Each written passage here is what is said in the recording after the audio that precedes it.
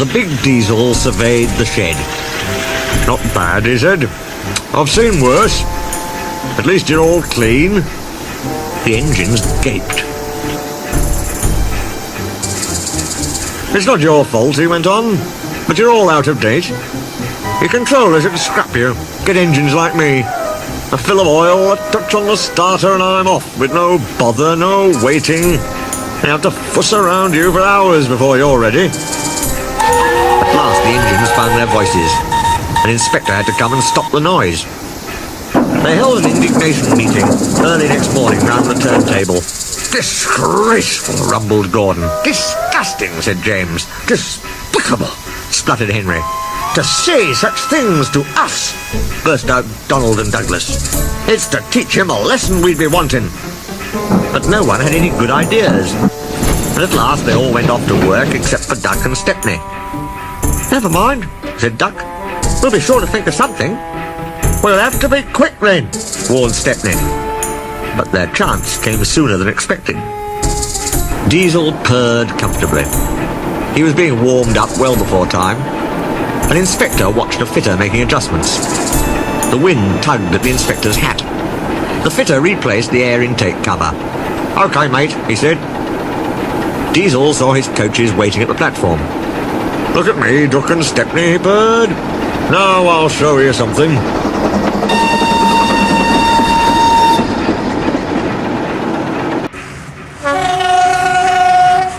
He advanced a few yards.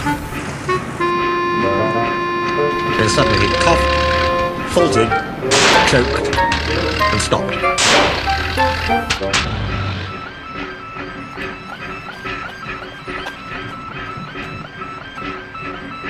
The inspector, meanwhile, had seen nothing of this. He was looking for his hat. "Can we help you at all?" asked Duck and Stepney sweetly. Diesel seethed with full fury as they pushed him back to the shed.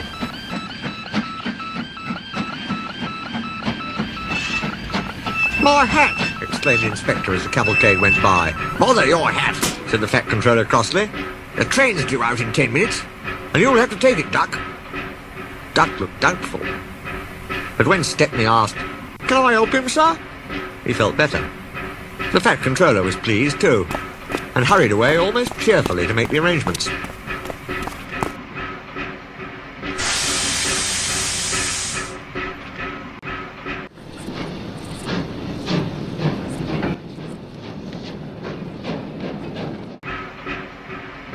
The engines and their crews made careful plans. "A good start, everything, on a job like this," warned Stepney. So as they backed down, they dropped sand on the rails, rolling it firm with their wheels.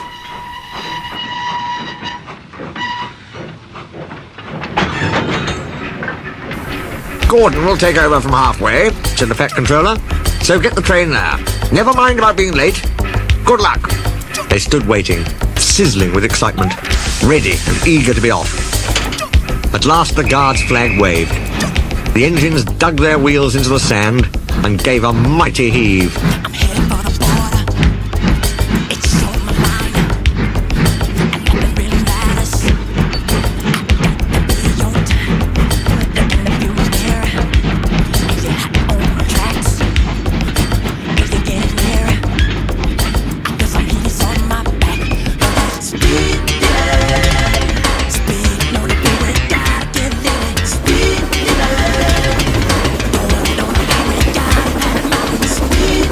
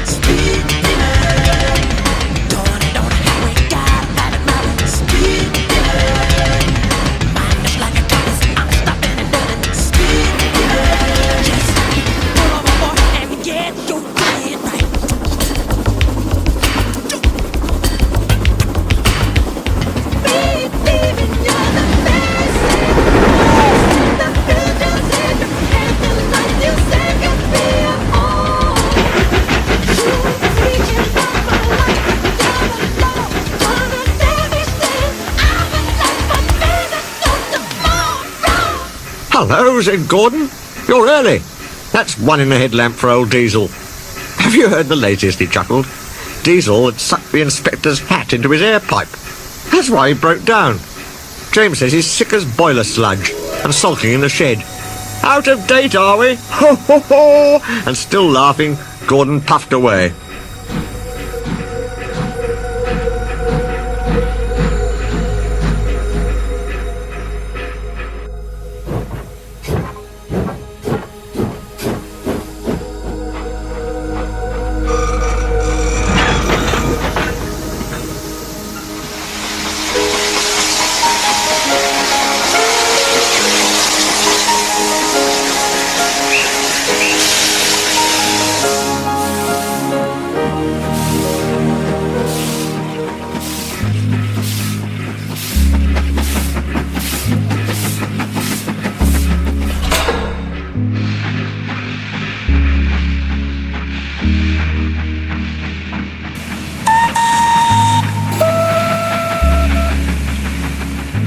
Everyone was sad next day when Stepney had to go. All the engines who could came to see him off. The Fat controller made a speech, and so did Stepney's controller. Donald and Douglas made everyone sing Old Lang Syne.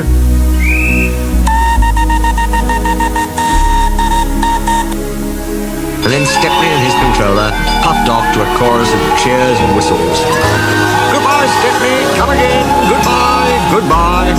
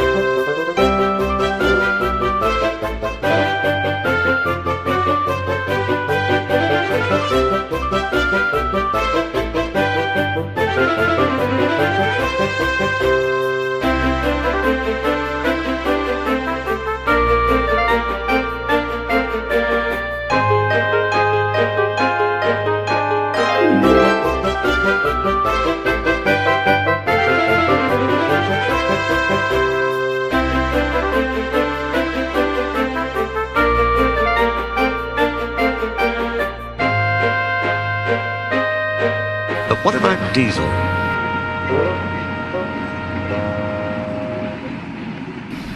He'd slipped away the night before. He said goodbye to no one, but left two things behind. The nasty smell of bad manners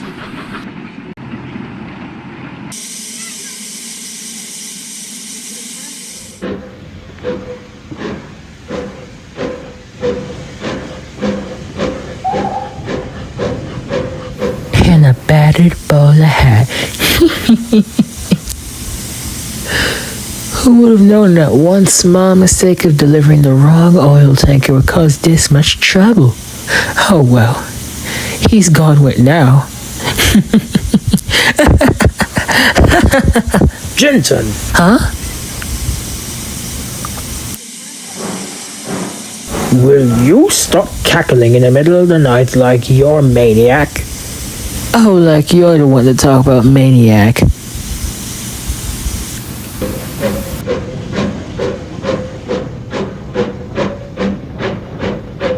Now isn't the time to fool around, Ginty. We have a big project on our hands soon. From what I've been hearing from manager, we have a building project. What sort of building project? From the train I delivered today, I can only assume that it's a new railway or a big overhaul of some sort.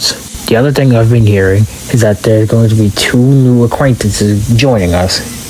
From what Victor has been telling me, we are all split up on different parts of the island to lay down this new thing called ballast, I think. Harvey will be laying down some of it on the Wellswood branch with one of the new engines.